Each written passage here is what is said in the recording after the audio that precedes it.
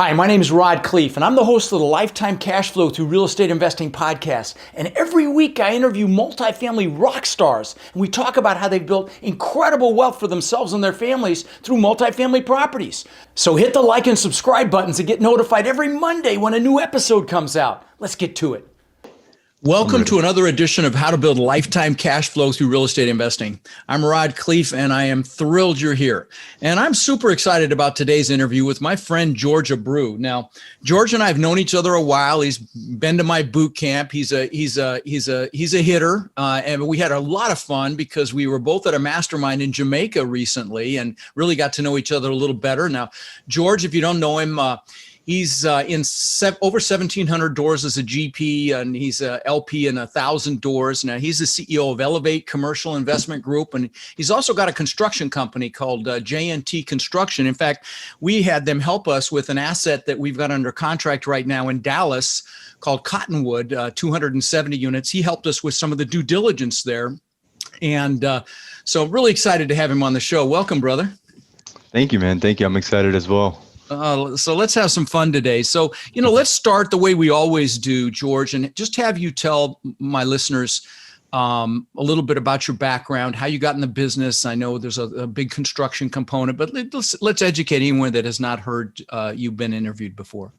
Sure. So, I'm originally from South Florida. I know you're over in Florida as well. Right. And went and started getting my electrical engineering degree.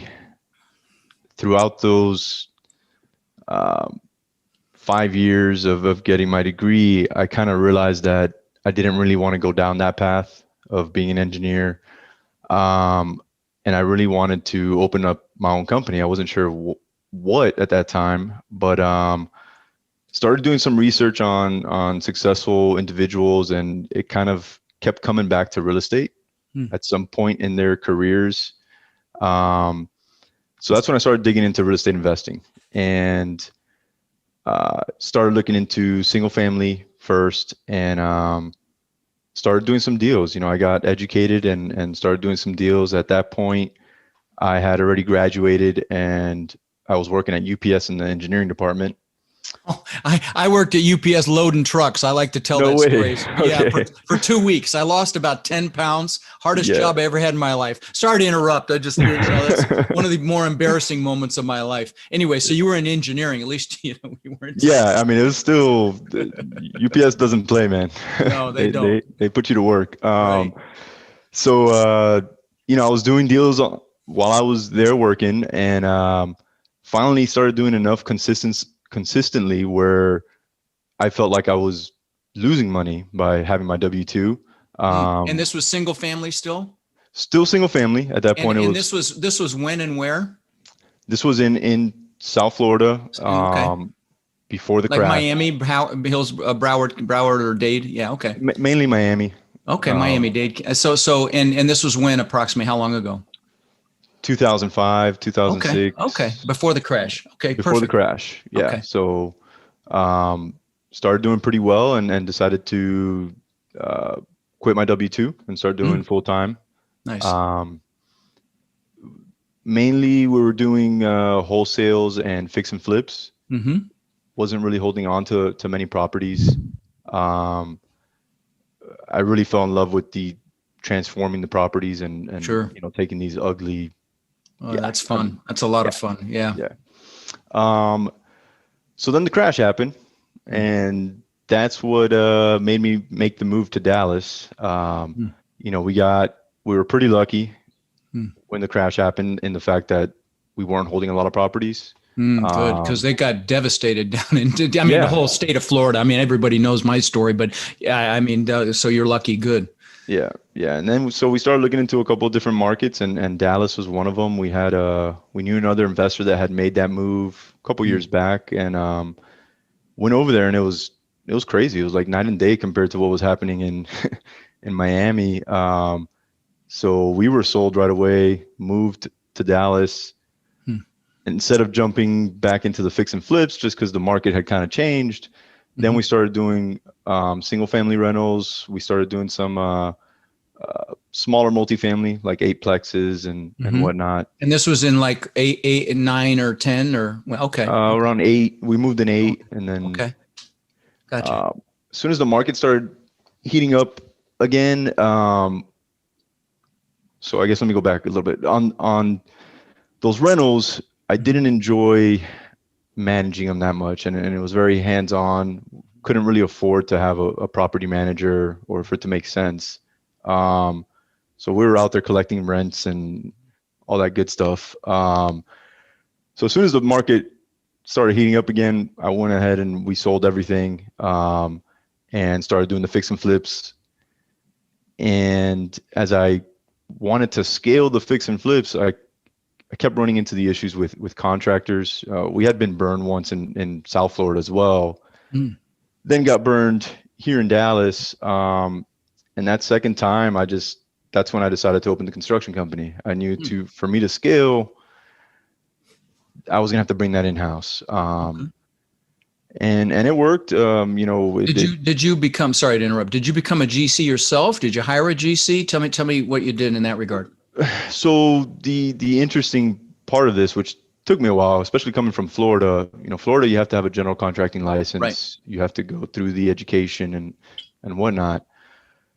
In Texas, there is no governing body that looks over a general contractor. The only people that need to have a license through the state are the trades, which electrician, plumber, HVAC.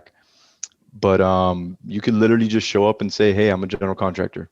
No kidding. Okay. All right. So you did it. All right. Awesome. Yeah. So I showed up and said, "Hey, I'm a general contractor." Well, you didn't have to go through all that brain damage. I mean, my son was thinking about being a GC. It's a lot of work. I mean, it is. Else, so, okay. And I back during college, I did work with my uncle who owns a general contracting company, and I did do a lot of that studying because I had thought about going down that path.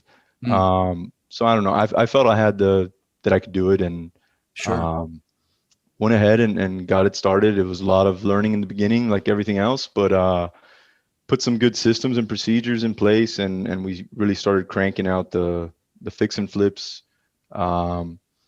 And then to the point where we started doing some new development. And then I think it was about 4 years ago, I kind of looked back at everything I had done, and I had one of these moments, right, where you kind of epiphanies. Yes. I felt like I was literally sleeping for years, or I don't know what was happening, but I was so in the day to day that I didn't look around, and I wasn't happy with what I had done because I hadn't produced any passive income. I hadn't produced any true cash flow. Like everything I was making, I had to constantly go work for it. Yeah. January 1st, you go back to work, right? Yep. And then I started looking into large multifamily. I think, it didn't just happen like that. I had a client on the construction company, and they were a syndicator, multifamily syndicator. Before that, I didn't even know what that was. I didn't know. I figured you had to come in with millions and millions of your own money to buy these 100+ apartments. So he educated me on it. I asked him a bunch of questions, and kind of once I figured out what he had done, and that, he had just syndicated this, got another investors to invest with him. I fell in love with the concept, and I started getting educated, and then started putting a lot of my focus towards multifamily. And at some point I realized that that's definitely what I wanted to do and where I wanted to be. And I dropped the single family altogether, and that's where I'm at now. Nice. So when did you get your first larger multifamily? How big was it? When was it? Where was it? Talk about that for a second. Yeah, it was 2018. Wasn't that large. It was a 37 unit, which in Dallas, or I know you've got stuff in Oklahoma too. This one was in Texas, not in Dallas. It was in Temple, Texas, which is by Waco, where Baylor is. Okay. And it was. I don't suggest somebody going after that size. I mean, it was a good learning experience. Once again, I found myself having to be a little more hands-on than I thought I would have to be with the asset management. Yeah, let me interject something if I may. So Yeah. guys, if you buy under 70 units, you really can't, 70 to 100 even, you can't have an on-site staff, a full-time staff. But you get to 70 or 100 and you've got a full-time management person / leasing agent, you've got a full-time maintenance person, and it's a whole lot less work. You go under that, and of course, you're going to rely very often on a management company's infrastructure for maintenance and their people for leasing. And unless, you have one person on site, it's just a lot more work with the smaller property. So please continue, buddy. So that was your first one. And then then you said, okay, we're going bigger. Yeah. And then we, from that one, we went to a 216 unit one. That was in Oklahoma. Nice. And the rest is history. Yeah, and the rest is history. Well, you've done a lot in a very short amount of time. I mean, that first one was in 18, that's freaking awesome. And like I said, we had you, your construction company, because I know, you do enough of that flipping and repositioning on houses, and you learn so much because every house is different. And I mean, I feel the same way. It's a whole lot of fun, and you come from that background. And like I said, we had you do the due diligence at this beautiful asset. By the way, guys, we're raising money for that right now. This should go live. We'll fully subscribe pretty quickly, but it's an incredible, wasn't that beautiful asset? Yeah, great asset. The location is fantastic. Doesn't get better than that. Yeah. Right. So if you're a accredited investor, text the word partner to 41411 and we'll chat with you about it. It is a screaming deal too. So anyway, I'm real excited about that one. But you've got a lot of construction background. So let's lean on that a little bit. Let's talk about some of the typical reposition things that you do, the improvements that you make when you buy an asset. Maybe we can speak to some of the ones you've done or some of the ones you've been involved with. When you buy one of these assets, obviously we're looking to add value. We're looking to boost the NOI by increasing rents, by improving these units. What are some of the common things you see, do, and maybe speak to that a little bit, and maybe some little ninja tricks in that regard even. So let's talk about that. Yeah. So, I think the first goal we have when we acquire property is to, one, harden the asset and take care of any of the major deferred maintenance. Really show the tenant base that's there now that, hey, we mean business. We're here to really change things. And, we get the roofs done right away if there's any roof issues. If there's any major plumbing, we get that done right away. Foundation, just, the major components. If a boiler needs to be replaced or something along those lines, we get all that done. And then, meanwhile, we'll probably start working on some of the curb appeal as well. Big thing that I think we've done on almost every single property is on the exterior paint, we'll come in and if it's got brick, we usually paint the brick. Oh, really? Wow. Yeah, interesting. Yeah. Okay. I know on a maintenance side, you're adding something that you've got to maintain, right? Yeah, I really want to know why you do that. Why would you do that? It just changes the property so much. You can start with a blank canvas at that point with your color scheme, right? You don't have to blend the brick into what you're doing. Makes the property look more modern instead of having your red brick or whatever kind of brick you have. So that dramatically changes the property. Right away, somebody driving by is going to look at that and know, okay, well, they're making changes. That's a big change. Yeah. Okay. Yeah. So we'll do that. So what color will you typically, because you can't undo that once you paint that brick. I'm really kind of surprised to hear you say that. You can paint another color. Well, I guess that's it. Okay. Yeah. Wow. We usually, it depends, we've done grays, we've done white. Right now, those are kind of the two that. Yeah, those are the two most popular for sure. Nice. Okay. Yeah. Okay. So you do the exterior work first, so that the tenants see they want to see you're taking action, and that makes rent increases and things of that nature much more palatable. And now what asset class do you typically buy? I don't follow you enough to know. You buying C assets, B assets?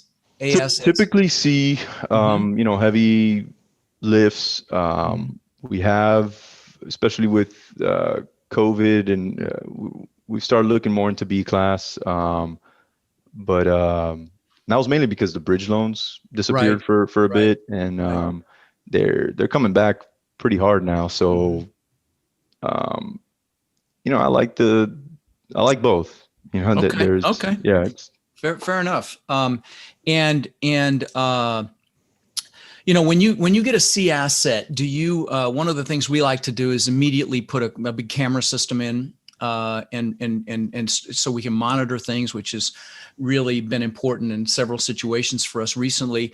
We gate them. Do you do any of that, or just talk about that a little bit?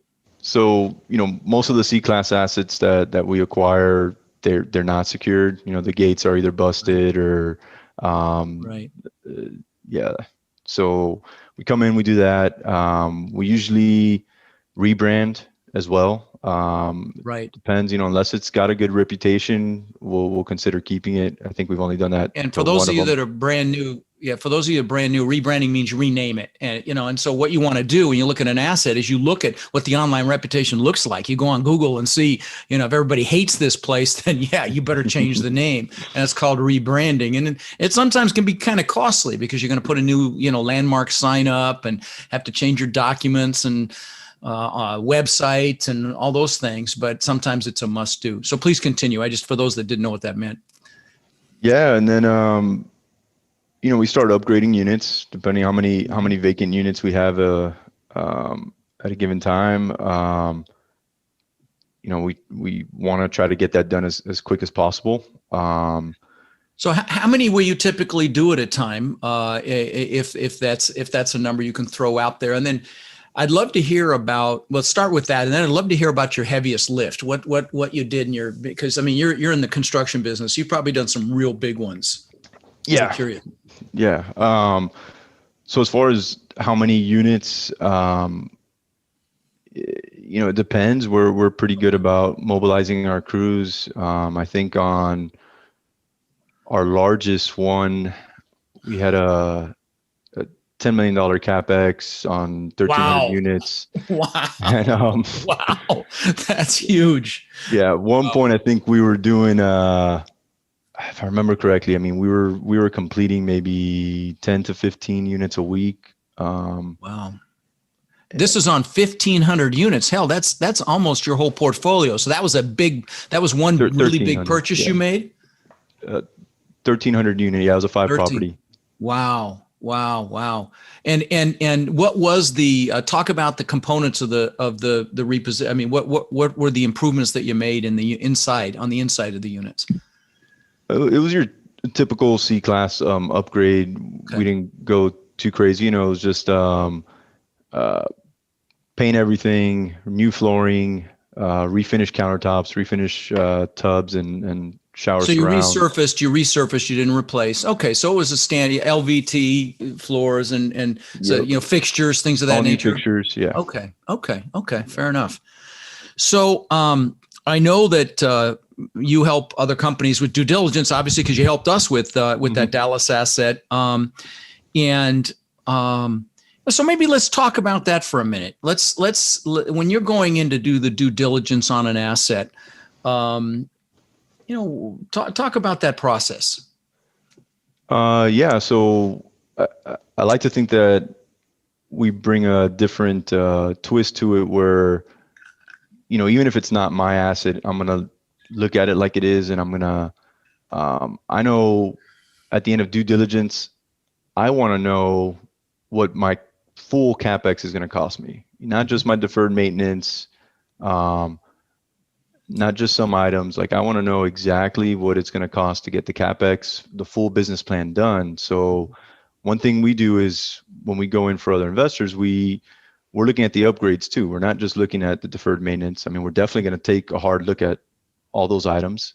Mm-hmm. Um, and then we're making sure that we're tying real hard numbers to what it's going to take to fix whatever's wrong there. Mm, Um, nice. that's one thing that when I started doing this, I noticed was lacking a little bit. Like sometimes the due diligence, it's almost like some investors just want to check it off their list, but the data they're getting isn't really usable data. It's just Right. So yeah, when we're done with the due diligence, we give a very detailed report. It's got an estimate of what it's going to cost to do the full business plan. Nice. So, I know that, we talked just for a moment before we started recording about really your business development. And I saw the book Traction behind you there. And I asked you about the EOS system, which we use in our companies as well. And then for those of you who don't know, there's a book called Traction. A guy's name is Wickman that wrote it. And it's really a strategy around running your business. And it's fantastic. And I know you mentioned you're starting to implement it now in your in your actual multifamily business, but you've already implemented it in your construction business. Have you found that it's really helped? Oh my gosh, yeah. It's for especially the fact that I've got different companies and Right. Without being able to track these KPIs and having our meetings where I know what's going on with each company, it would be tough. Right. Yeah, I'm giving them a free plug here because it's been really instrumental for us as well in wrapping our hands around our company. Like, for example, most companies will have an organizational chart and they have you create an accountability chart for what everyone's accountable for. And that simple thing alone is That was huge. Huge, absolutely huge. Yeah, I had a lot of people in the wrong seats and I didn't. Yeah. Right. And the other, one of the other big pieces for us is what you do is you create these 90-day goals. They call them rocks, but they're 90-day goals. And it just helps enhance your focus so much, even in a small company. So I encourage you guys listening. I gave the book and had someone speak to my mastermind members. You guys know I've got the largest multifamily mastermind now, really, I think on the planet. I think we're at 14 billion in assets in there. But, I gave them a copy of the book and had an EOS implementer. You can hire these people to implement that process for you. Did you do that or did you do it internally? I did it internally.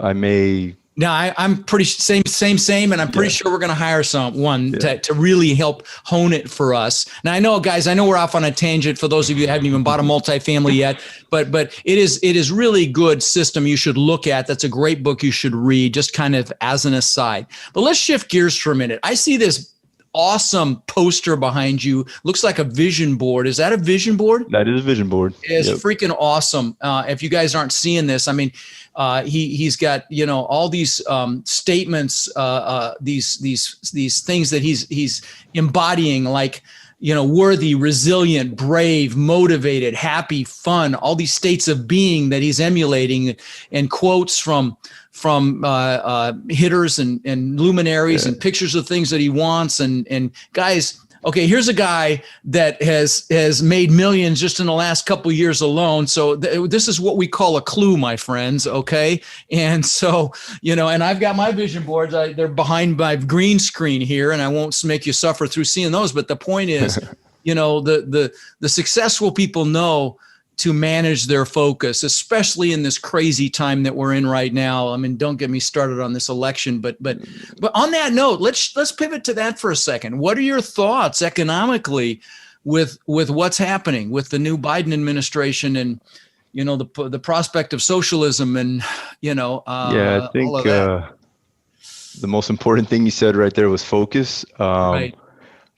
Honestly, I try not to focus on things that I can't control. I know I can't. Good answer. Good answer. I can't control it at this point. I went and voted, and that was really all I could do.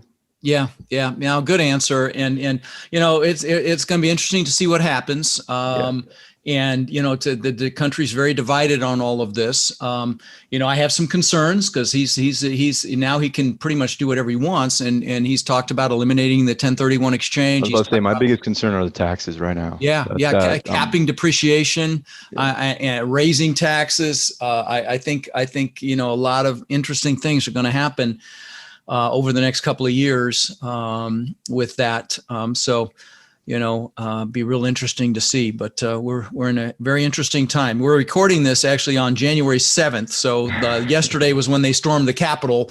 So it's a little crazy right now. But well, listen. Let's see. What else can we talk about? So what's your motivator, brother? What's your why? I mean, I see all these awesome things on your vision board behind you, but I think I know the answer. But I'd love to hear you articulate it. Yeah, I think I'm covering the why. There it is. Yeah, I saw it back there. You're beautiful, beautiful kids. He's got the most beautiful kids. Awesome. Thank you. Well, so let me ask you a couple of questions that I regularly ask. Why do you think people give up? People that want to do this business, but just never either don't do it or fail at it, or why do you think that happens? It's a great question. I mean, I'm sure you see, educating individuals on how to do this. Who knows how many you see that just come through and don't do anything. Right. So honestly, I think they just stop short. There's nothing easy about this. I mean, it's a ton of work, and it really doesn't start to pay off till you've put a lot of the work in, and then you start building that traction. Right. And honestly, I think they fall a little short. And there's a great book. 3 Feet from the Goal. Yes. Such a good book. Right. I think it has a lot to do with that. Yeah, sure. They give up, and they're so close to success. I remember a company I had back in 2010 was about to go bankrupt, and I just pivoted. I innovated. I redirected my focus, and it turned into a large company with a lot of employees. So let me ask you this: talk about a setback, a failure, like a real doozy, and maybe what you learned from it that maybe helped you in future success. Talk about a seminar. I call them seminars, but does anything come to mind? There's a couple. I'm just trying to think of a really good one. Yeah.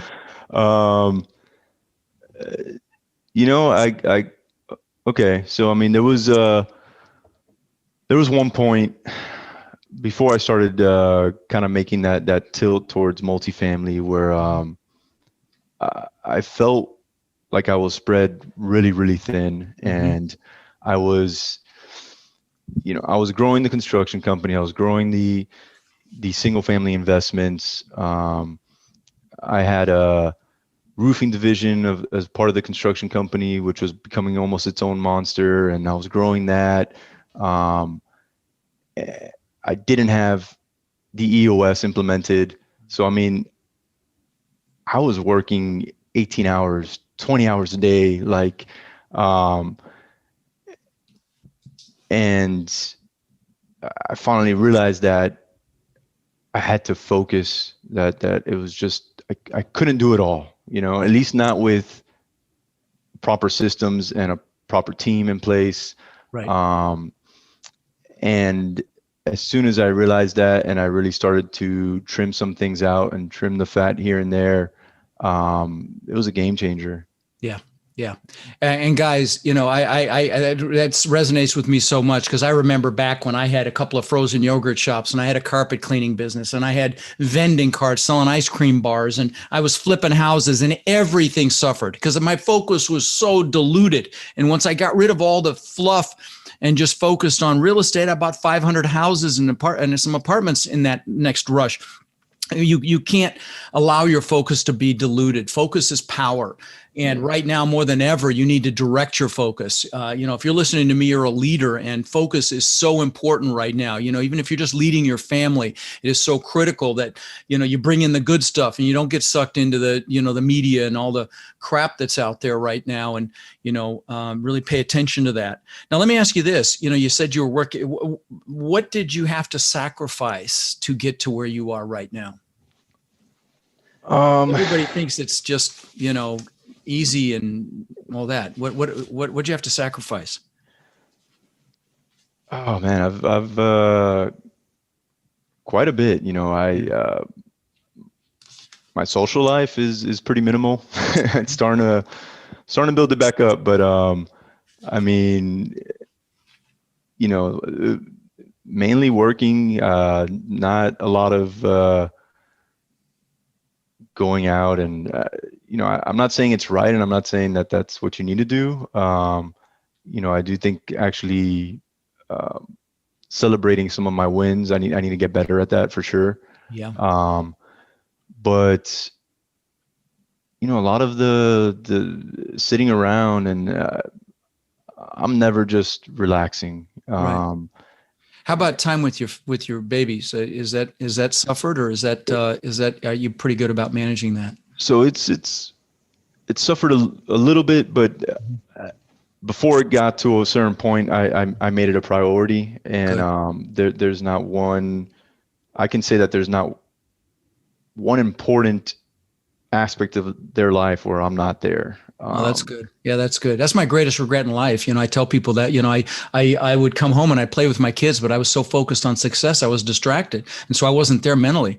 You know, my kids will say I was a great dad, but I didn't live up to my own expectations. And you've got some beautiful kids, and, you know, I wouldn't wish that on anybody. So I'm really glad to hear that. So, you know, if I've got a lot of listeners that know they want to get into this business, they haven't taken action yet, they haven't done anything yet. What might you say to them? Can't wait around. You can't, you know, I think a lot of people kind of tell themselves, oh, you know, it's not the right time, or I'll do it when this happens. And, I mean, the time is now, like, yeah. Good. And focus for sure. I know you already stressed that, but, it's huge. Yeah. Yeah. And, you know, it's interesting. I tell this story sometimes when I'm being interviewed that, you know, I listen to a couple of other podcasts, not that many, I don't have time, but I listen to Tim Ferriss's, and, you know, he introduced, you know, and I get excited because I'm at 10 million downloads, and he probably gets that a week right now, but he interviews the best of the best in the world, you know, people, the best actors, Arnold and Jamie Foxx and Ed Norton and Ray Dalio, billionaires and CEOs, and you name it, they've all been on his show. And he deconstructs their success. And I started to hear a pattern, and they all meditate. And that's a clue, guys, because why do they meditate? It enhances their focus. Focus really is power. So I just wanted to interject that last little piece. Well, listen, last question that I ask a lot is, you know, if you went back and told your 20-year-old self some things, knowing what you know now, is there anything that you do differently? There may not be, but I'm just curious if anything comes to mind. No, absolutely. And I get this question asked quite a bit, and I always want to try to change up the answer, but I can't. It's, They need to hear it, brother. They need to hear it. Yeah. I ask it, and they've heard it before. They need to hear it from every successful person I have on the damn show. So which is what? I would skip the single family and go straight to multifamily, large multifamily. There's no need to go small. Bigger, faster. Yeah. Yeah. Thank you. All right, my friends. Good to see you, brother. Same here, and, you know, great having you on the show. And, you know, I really appreciate you coming on, and I'm sure we'll cross paths very soon. I hope so, man. I hope so. All right, Bo. Take care, man. See you. You too. Rod, I know a lot of our listeners are wanting to take their multifamily investing business to the next level. Now, I know you've been hard at work helping our Warrior students do just that using our ACT methodology, which is awareness, close, and transform. Can you explain to the listeners how they can get our help? You bet. Guys, we've been going nonstop for 3 years, building an amazing community of like-minded people. And our coaching students, which we call our Warriors, have had extraordinary results. They've purchased thousands and thousands of units. And last year, we did over 1,000 units with our students. And we're looking to grow this group and take it to the next level. We're looking for people who want to follow a proven framework that's really step by step, and then leverage our systems and network to raise equity, to find and close deals, and to build partnerships nationwide. Now, our warrior community is finding success in any market cycle. So if you're interested in finding out more about how you can become more of our incredible network and take advantage of the incredible opportunities that are coming very soon, apply to work with us at mentorwithrod.com or text CRUSH to 41411. That's mentorwithrod.com or text CRUSH to 41411.